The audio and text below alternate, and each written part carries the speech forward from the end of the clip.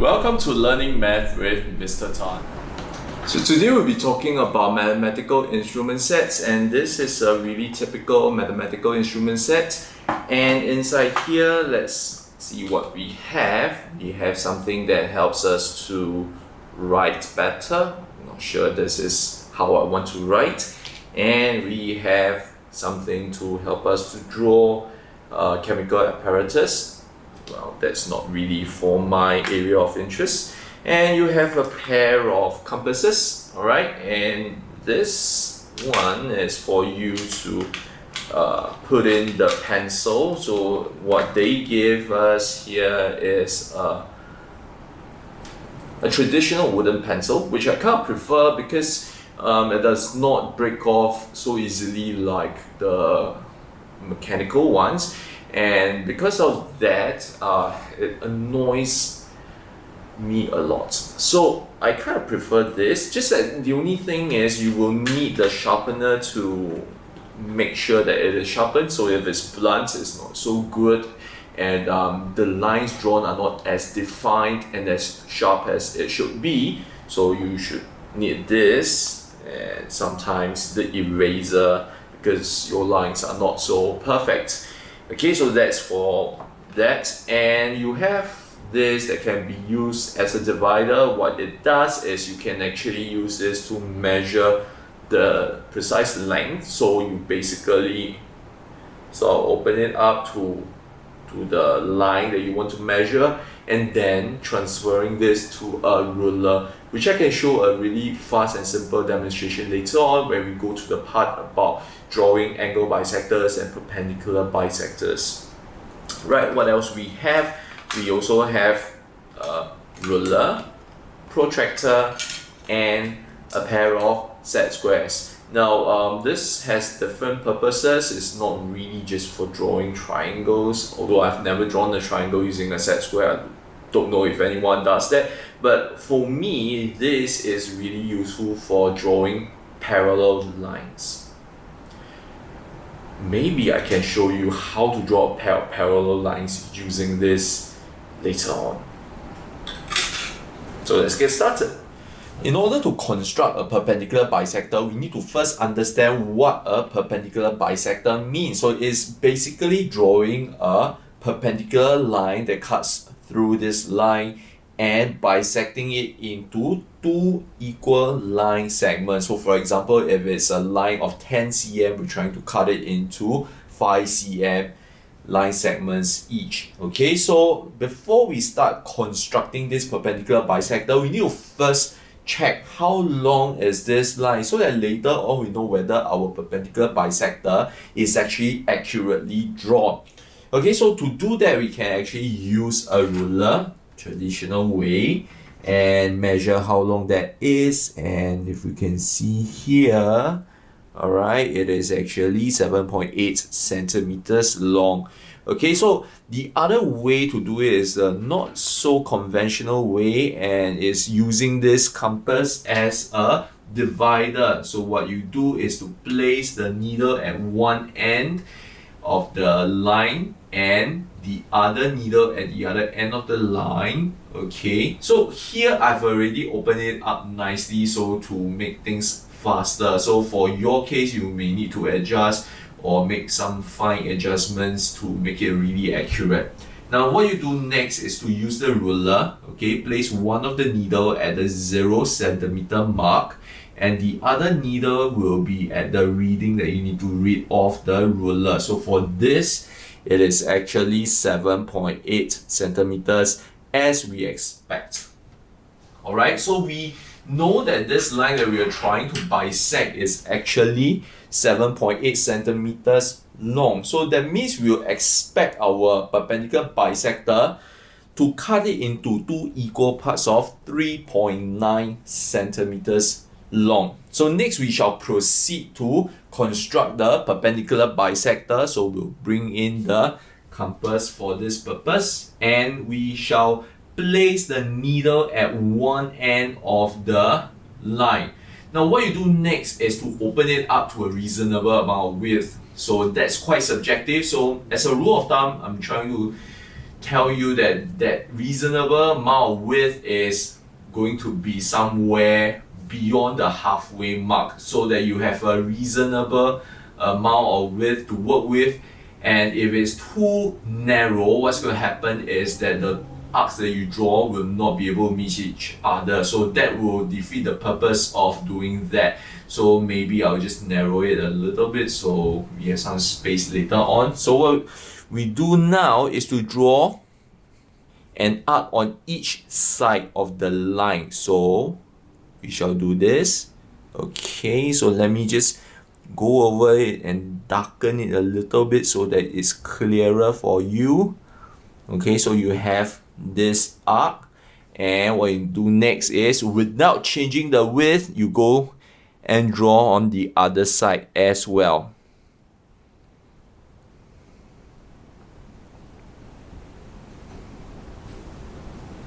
Okay, so let me just darken it a little bit. Alright, so there seems to be a faint trace of what I was working on earlier, so I'm just going to erase that so it's clearer. Okay, so you have these two arcs, and what you do next is to place the needle again without changing the width. Alright, and draw another two arcs. So one on each side of the line, and then just carefully transferring it over. Okay, I'm actually more careful in stabilizing the arm of the compass that has the needle so that it is quite stable there. Okay, so just to make sure that it doesn't run. So one of the tips I can give you is that if you want to make sure that the legs don't run, what you can do is to get a simple screwdriver to just tighten the screw over there. Alright, so once you have this, what you can do next is to connect the two intersections of the arcs, alright, with each other using a line. So draw a line through, and you have that perpendicular bisector. So what's left next is for us to check whether it is indeed perpendicular first of all, and also whether it bisects. Okay, so first we need to check whether this is a perpendicular line. Alright, so using the protractor you can actually see that it is perpendicular. So since it is perpendicular, I'm going to mark it out, alright, to say that this is 90 degrees, and with that as well, all other three angles are 90 degrees. Okay, so next thing I want to check is whether it is indeed a bisector. So I'm just going to do a simple check using the ruler. Okay, and I'm going to align it properly, and yes, it is 3.9 centimeter on one side. Okay, so let me just lower it a little bit so you can see. So it's 3.9 centimeters on the left, and from there we reach 7.8 on the other side. So we're satisfied that this is a perpendicular bisector. So these two conditions must be satisfied. Okay, so this is for constructing a perpendicular bisector. Next, we shall look at how to construct an angle bisector. Okay, so I have an angle here, alright, over here. Let's first check what is that angle so that we know as well what to check for when we draw the angle bisector, whether it does bisect this angle into two equal angles. So we're going to bring the protractor back. Okay, so let me just align it carefully.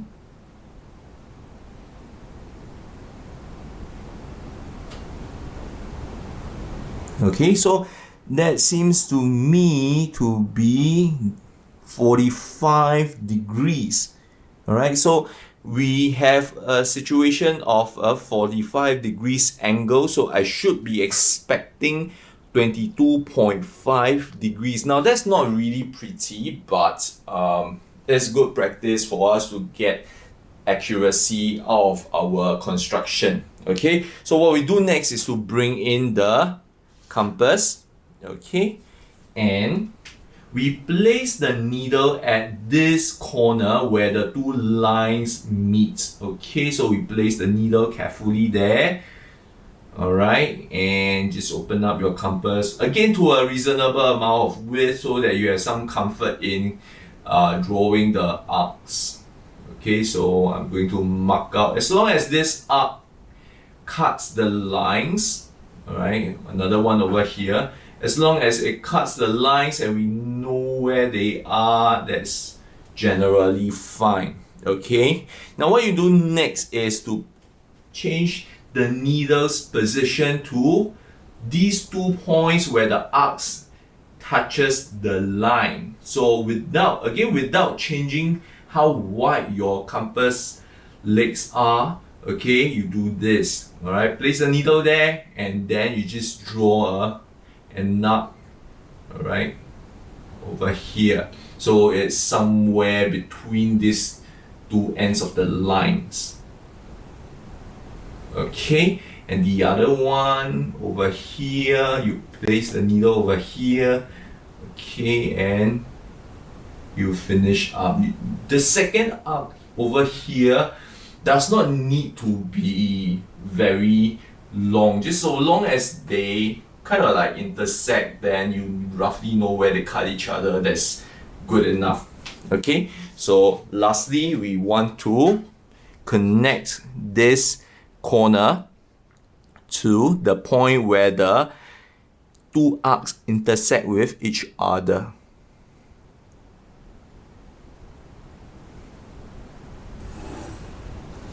Okay, so there we go. We have that.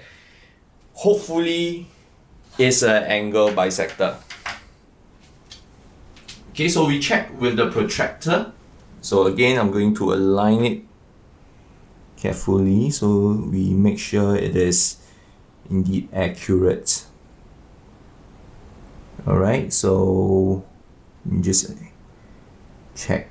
Okay, so originally, as I mentioned, it is 45 degrees, and now we have this bisector. Alright, it is indeed an angle bisector because if you look at, okay, let me readjust it. Okay, so if you look at this carefully, it is actually 22.5 degrees. Okay, so the whole angle is 45 degrees. This is 22.5. This is also 22.5. So we have an angle bisector over here. So the whole entire angle is 45. This is 22.5 degrees. This is 22.5 degrees, and we have an angle bisector through it. Okay, so just as a bonus, I'm going to show you how to use a pair of set squares to draw a pair of parallel lines. So I'm going to flip over and I'm going to draw a random line. Okay, so what I want to show you all now is how to draw a parallel line to this. Okay, you can actually do it I wouldn't say it's simple. I don't know whether it's really simple. You can actually just measure like 5 cm away from it, make sure it is perpendicular, another 5 cm away from it, make sure it's perpendicular, and you just draw a line through these 2 points, and that's minimally what you need to draw a line, 2 points. You can do that, but I prefer to use a pair of set squares for this. Okay, so what I'm going to show you is there are 2 set squares here. Does not matter which you use for which. Okay, so sometimes you want to use this, and then the other one you just base it here. So one of them will act as a base where the other set square is free to slide. So the other set square, you just basically align the line to your set square. Okay, so whichever orientation you set your set square in, it should be generally fine. You can actually even put it like this. It's just that it might be a little bit confusing, so okay, maybe I should show you how is it confusing? So if you want to like slide it like this, then you might want to consider putting the base the other way. So that can be a bit confusing. So I just think that putting it this way is a lot easier. So that's done. So I'm aligning it carefully so to ensure that it's going to slide nicely. Okay, so now done. I have my base for this other set square to slide, so I'm going to slide it and somewhere there. Okay, depending on your situation, you might need to slide it further or closer, that's fine. And just draw a line through and you have a pair of parallel lines. So that's what the set square can be used for. Thank you for watching this video. If you feel that this video has helped you, please give me a like. If you feel that my channel is helping your mathematics, please subscribe to my channel and tell your friends about this channel. Thank you for watching.